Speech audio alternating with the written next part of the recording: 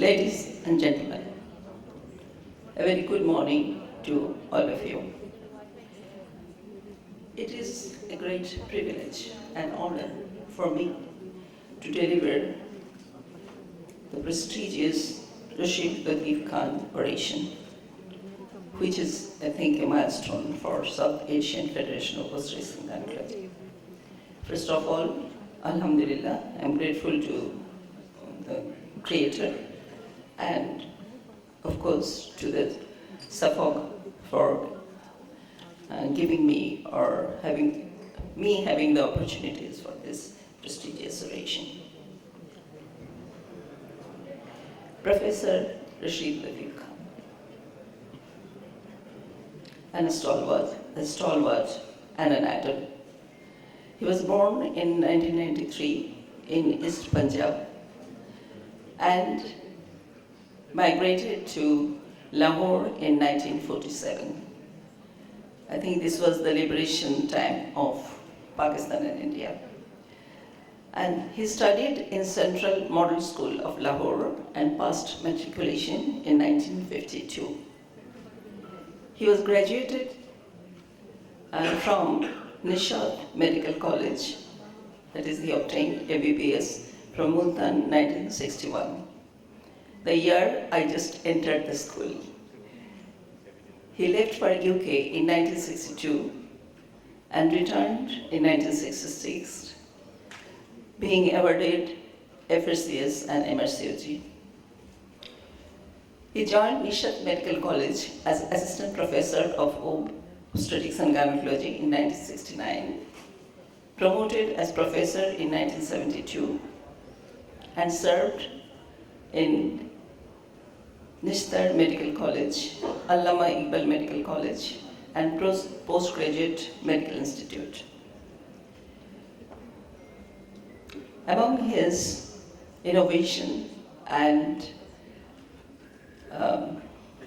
work for the country, the first IVF pregnancy of Pakistan was achieved by his team, and the first baby was delivered in 1989. He received very prestigious national award, Sitarai-e-Imtiaz, in 1992. And he retired as Dean, Postgraduate Medical Institute, in 1998. He was elected member of CPSP in 1998 till date. He was the Vice President of College of Physicians and Surgeons of Pakistan from 2002 to 2003.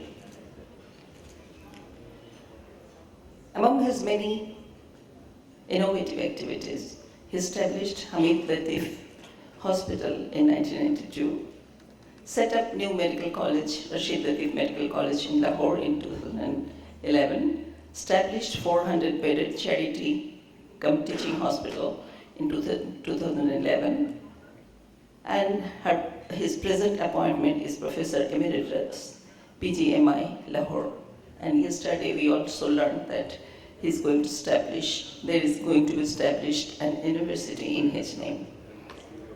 Other honors are, he was the president of SOGP, founder president of South Asian Federation of Oration Gynecology, past chairman and member of RCOG Reference Committee, past examiner for College of Physicians and Surgeons of Pakistan and Royal College of Oration Gynecology, examiner for PhD programs, Dong Medical University, past member of International Federation of Gynecological Obstetrics Board, from 1996 to 2007. Regarding his family, he was married to Talak Khan, I think one of the most beautiful lady I have ever met, in 1969. Her both sons are among us. One is Dr. Yousaf Latif Khan and Dr. Harun Latif Khan. And her two daughters are well-raised, living with their children. And I think Sar is enjoying the grandchildren very well. Among his publications, there are two textbooks, textbook of gynecology, and facts you must know in obstetrics in his credit, including many national and international publications. So, ladies and gentlemen, Professor Rashid Latif, a renowned clinician, a heart-touching teacher, a die-hard researcher, and an innovator. His, to us, is a leader. We respect his rationality, which I have observed very keenly, and he is an idol to not only me, I think most of the people sitting in this room. If he would have been younger, I could say other way around, trained philosopher and guide, but I'll go other way around, like he's my guide. He is a philosopher, and ultimately he became a friend. Because yesterday only I asked him, "Sir, how can I introduce yourself?" He said, "He's just a man, nothing to be said about him." And he became a part of the family. So that's the way he wanted to be introduced. So, sir, you are a living legend. Stay well, sir. Smile and let others smile. Thank you.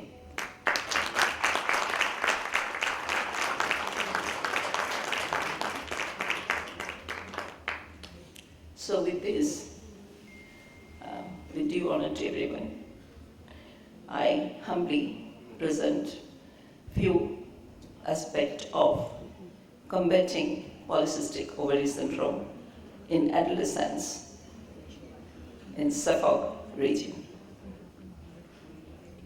So this is SAFOG region.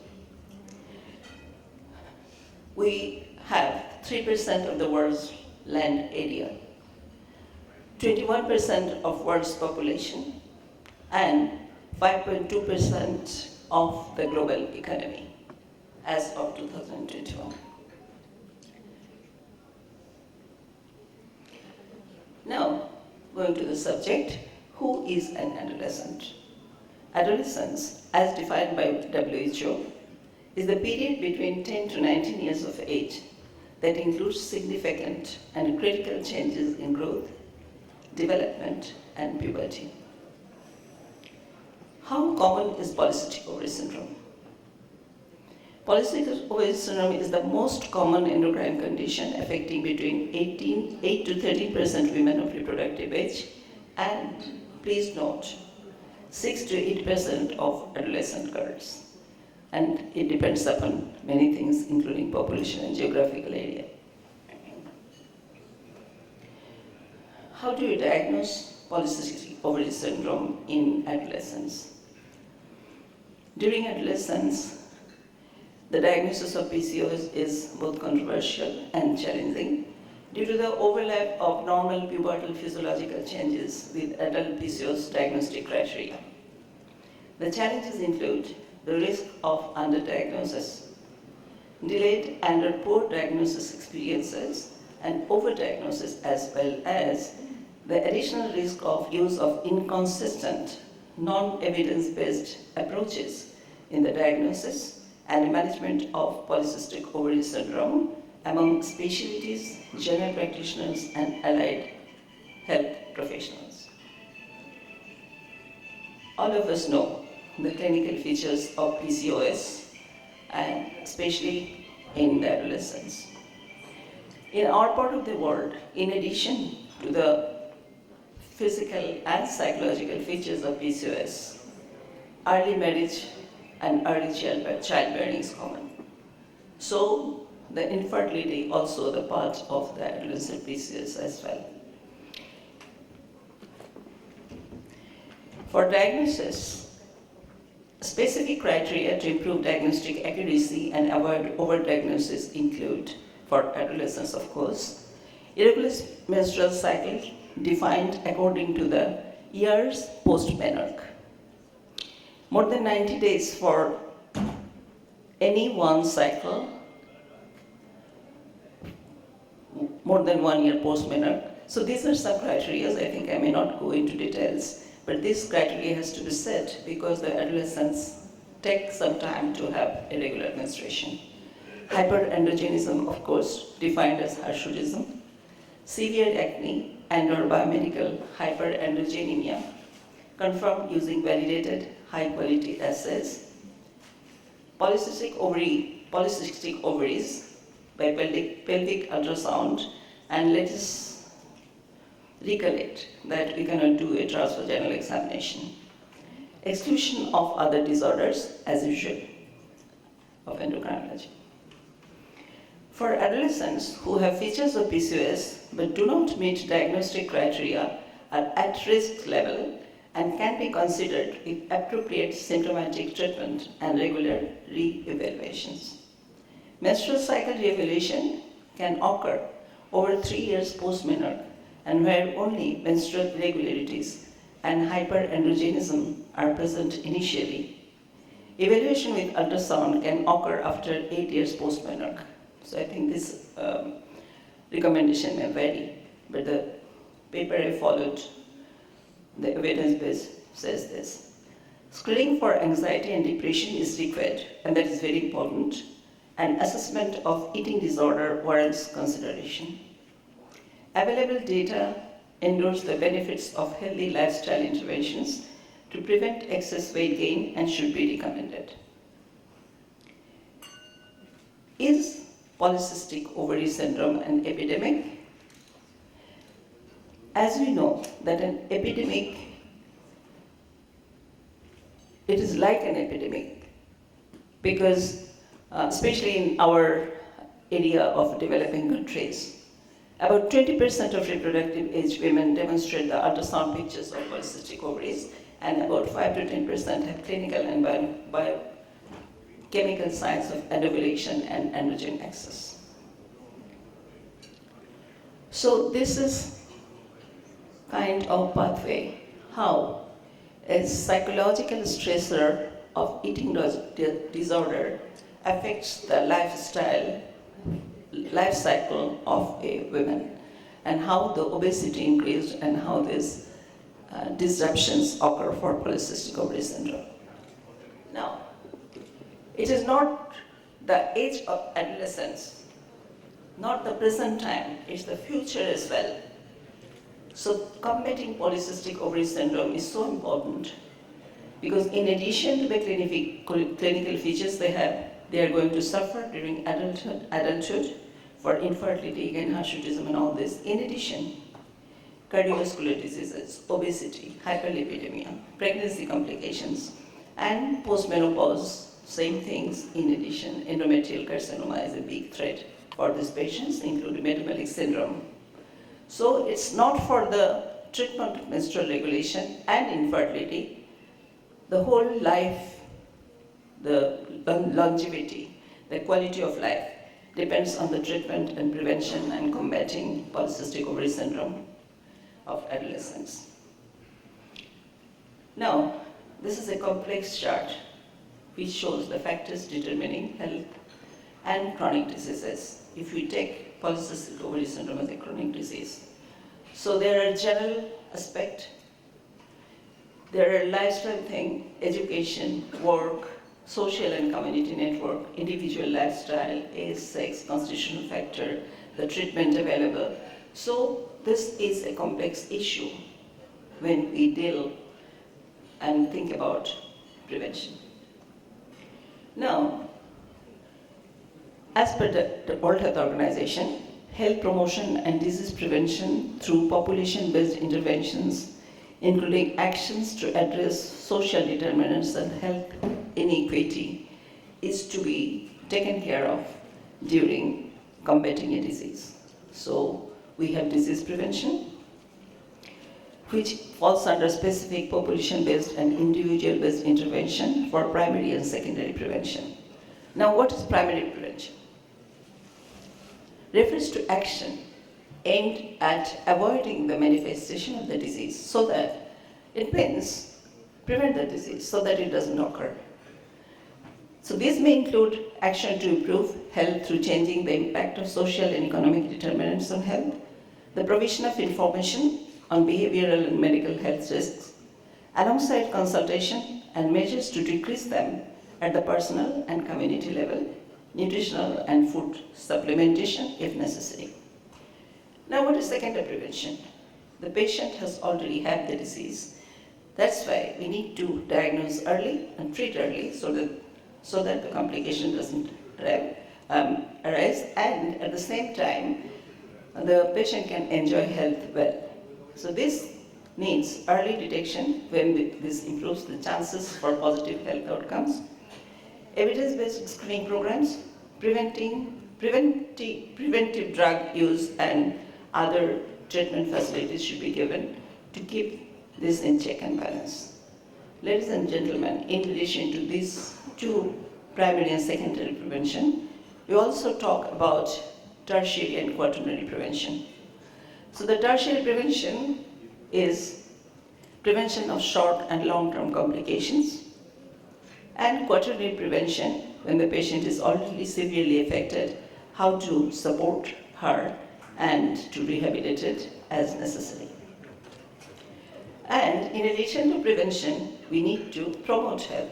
And the health promotion is the process of empowering people to increase control over their health and its determinants through health literacy efforts and multi-sectoral action to increase health behavior.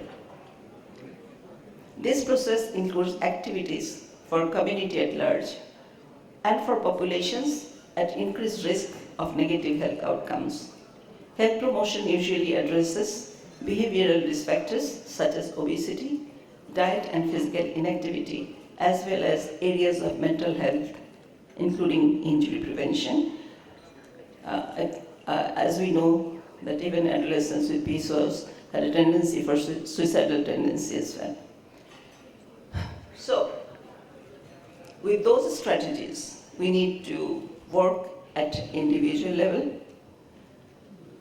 They need information, affordable access to healthcare, and I think opportunities far more important is environment conducive to health. Now, in addition to the patient, family, and others, we, the formal and the informal health workers, need to be aware as well. So the health professionals play a central role in chronic disease prevention and health promotion. In primary prevention, they focus on averting poor health in first place and on promoting good health. And in secondary prevention, they offer information, tests, and screening aimed at early detection and treatment of diseases. The corporate entities, it's not us and the patient, others have a responsibility as well. As it is said that we as a society do collectively to assess the condition in which the people can be healthy. Science and art of preventing disease, promoting life, and promoting health through organized efforts of the society is necessary. Even the companies and the facilities, they also need to be coming with us because they have the corporate responsibilities as well. What about the government? The central level and also at the peripheral level as well, at different levels, promoting healthy lifestyle, playground and gym. Here I can ask a question. Does any of our government have a channel to promote healthy lifestyle? The diet, the healthy exercise. So we need to work with there as well. These are the evidences. I'll not be going through, I will just pass on.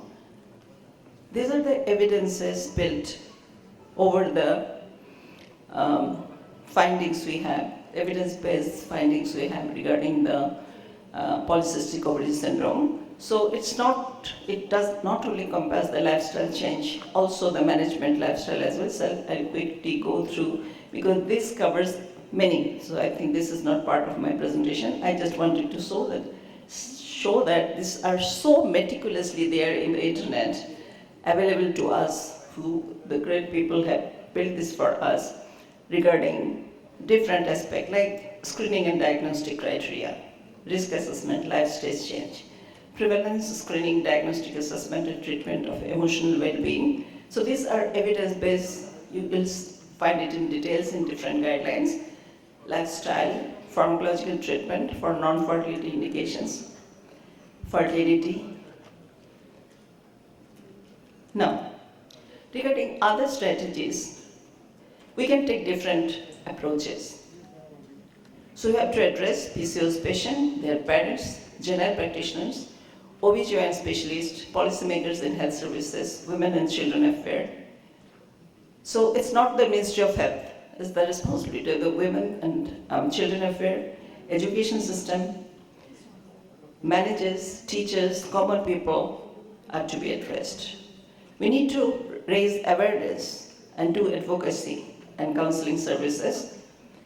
We need to build PCOS support groups that can be in person and online, lifestyle modifications, provision for exercise and open space and playground for girls in the schools and residential areas. We actually do have very less open space for playground, and whatever we have, there will say boys, not the girls. So that has to be taken care of. So if we summarize as the strategies, we need to generate evidence, standard guidelines, provision of evidence-based management and regular follow-up, media involvement, including awareness, lifestyle modification programs, multidisciplinary approach, including psychological support. Ladies and gentlemen, I am almost at the end, but what I have summarized, that what is the role of SAFOG and the member countries. And I tried to summarize under the name of SAFOG itself. So for S, we can go for support. Support for the adolescents, family members, teachers, service providers. And we were thinking, a few days back, I think Zinat is here, I was sharing with her that, say in OGSD, can we tag someone young with Professor T.H. someone with Professor Shalakatal, who are quite, we can learn so much from them. They have so much to give us. But the youngsters can be an infusion. I think it's like two-way communication. So we're thinking of trying a model like that, pairing among the society members yourself, so that we can talk. Even Professor Begum is here. She was struggling a few days back with some computer program. I think it was months back. So I said, Madam, there is a youngster sitting. Why don't you talk to her? She knows better than me. So that's how we can always pair. And for polycystic ovary syndrome, I think this pairing is important. One can influence other. So this model can be built. Social media should be improved, should be utilized, because youngsters, I think during the PPH program, my co-trainer knows, because the youngsters were so much involved with Facebook and Instagram, so they were sort of distracted from the training. So I said, we challenge you with development an app for PPH program. Let us see how much internet you know.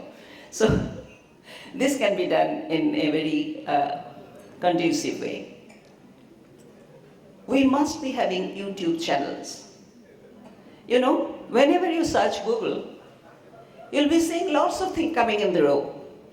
Like I think now the emperor family is in the list, So whatever you go, there are these things coming. So even you are not willing to, you just by interest click there. So why don't we, SAFOG and the member countries, have very active YouTube channel so that we have 30 seconders and 2 minutes, 5 minutes, so that depending upon the time the audience can click to the YouTube and learn things. And this can be made interactive as well. Support group. As I have already told, we can have, I think, the different channels to do that. Awareness raising. From Thailand, Punab is here? No, Haththotuwa was there. So from Thailand, for antenatal care, they were talking about 3 A's. And one of these is awareness raising, and this awareness covers everyone. Advocacy, patient, physicians. So I think everyone has to be made aware that PCOS is going to be a silent epidemic. So we need to take care of this. For F, I didn't find something very suitable, but what is that we need to find out the situation, the research. And of course the fields can be there, like we need open space. For O, it can be obesity, combating obesity, and overall socio-cultural changes and combating climate change. And for G, it can be guideline development, group treatment, guidelines and protocols, and involving media as well. With this, I thank everyone from Colombo to listen carefully, and if it will be my success if it is possible for me to provoke some thought in your minds. Thank you so much.